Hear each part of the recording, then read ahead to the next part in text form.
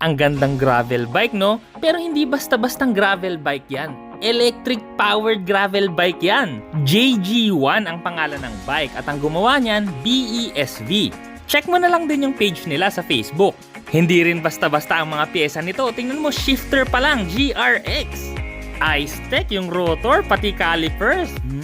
Yummy! Yan naman yung motor na tumutulong sa'yo pag pumadyak, nasa hub niya sa likod.